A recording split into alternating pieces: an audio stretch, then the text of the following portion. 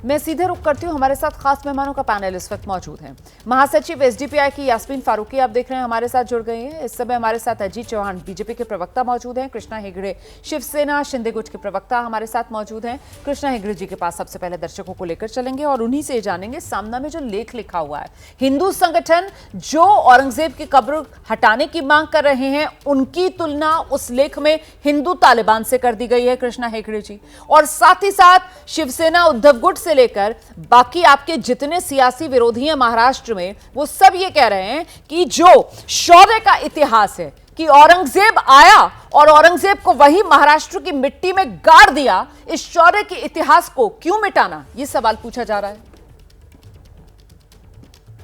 वो गाड़ दिया महाराष्ट्र की मिट्टी में, ये सच्चाई है और सब जानते हैं। लेकिन दूसरी बात यह है कि जब हमारे संस्थापक हिंदू हृदय साम्राट सम्माननीय बाला साहेब ठाकरे जी हिंदुत्व के विचार लेके चल रहे हैं और वो 1967 से ये बात कह रहे हैं, उनके जो संजय राव जी उनके साथ इतने सारे काम किए और उनका मुखपत्र सामना जो है वो ऐसे बातें लिखता है तो बहुत दुर्भाग्यपूर्ण है। ये ऐसा हुआ है कि पहले कांग्रेस ने कुछ सालों पहले हिंदू टेररिज्म का वर्ड, भगवा आतंकवाद का वर्ड और सैफरन टेररिज्म का वर्ड कॉइन किया था, और उसी तरह संजय राउत अभी ये और एक word Hindu Taliban word coin कर रहे हैं। मुझे लगता है इससे दुर्भाग्यपूर्ण कोई कुछ हो नहीं सकता, और उद्धव ठाकरे जी की पार्टी हिंदुत्व के विचार छोड़ चुकी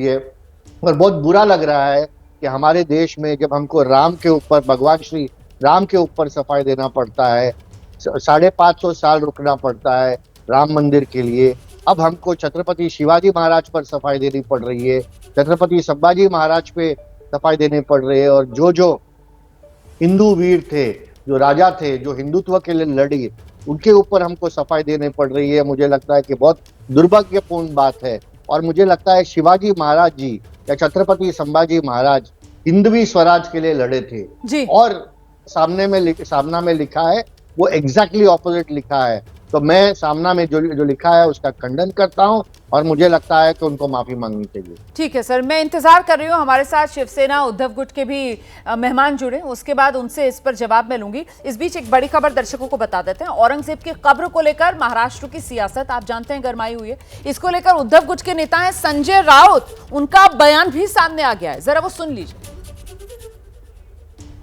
लेकिन वो जो आक्रामक थे वो महाराष्ट्र के ऊपर, शिवाजी महाराज और मराठा के ऊपर विजय नहीं प्राप्त कर पाए, उनकी कब्र इस महाराष्ट्र में बनानी पड़ी।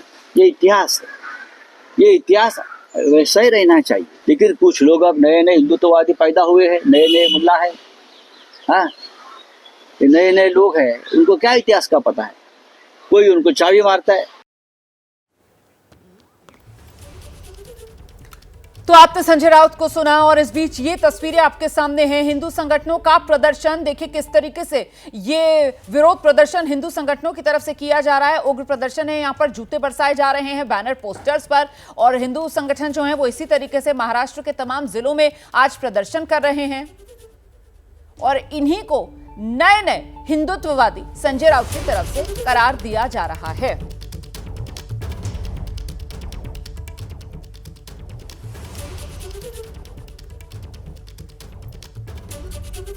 हम सीधे आपको लेकर चलेंगे, खास मेहमानों का पैनल हमारे साथ लगातार बना हुआ है। अजीत चौहान जी के पास जरा चलते हैं और उनसे ये समझते हैं। अजीत चौहान जी, ऐसा तो है नहीं कि एनडीए की सरकार पहली बार महाराष्ट्र में आई है, मतलब लंबे समय से आप लोग महाराष्ट्र में राज कर रहे हैं, फिर अचानक से अब जाकर 2025 में औरंगजेब की कब्र को हटाने की ये मुहिम, क्यों ना कहा जाए कि राजनीति से प्रेरित है सर?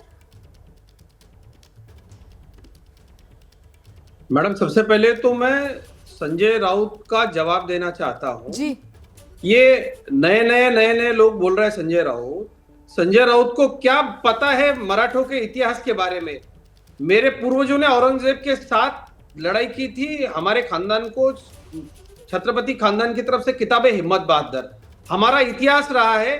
जिस नजीब ने पानीपत की लड़ाई में मराठों के साथ गद्दारी की थी, हमने वहां जाकर उसकी कब्र फोड़कर नजीब को मराठे क्या होते हैं ये बताया है। संजय राउत को इतिहास के बारे में क्या पता है?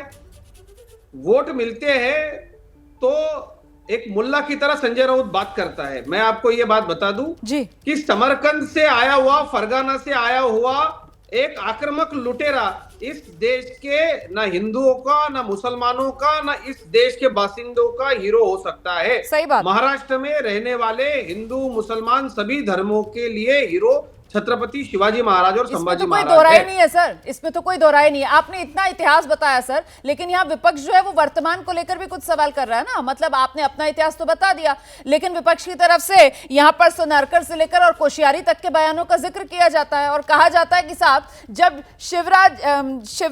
छत्रपति शिवाजी महाराज के सम्मान की बात की जाती है तो ऐसे नेताओं के बयान पर बीजेपी चुप्पी साध लेती है।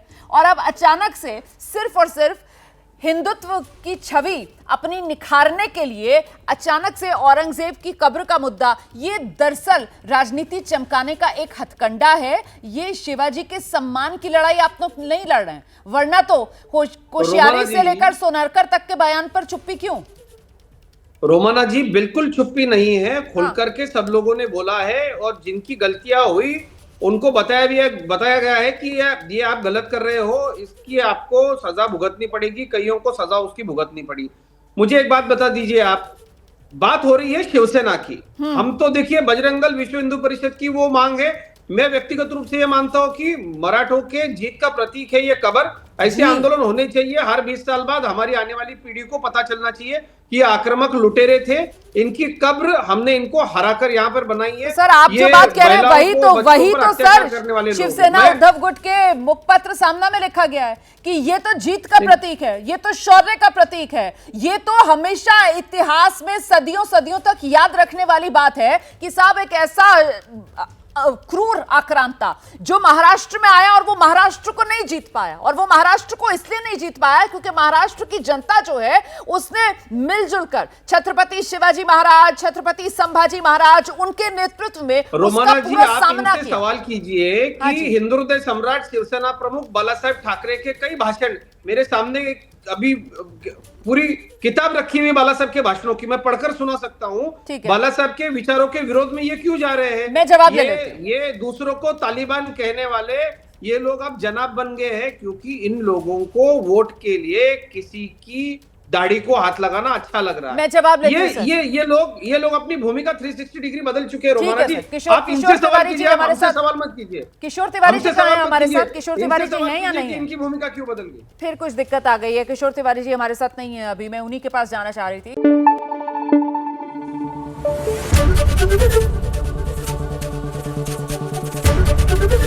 एबीपी न्यूज आपको रखे आगे।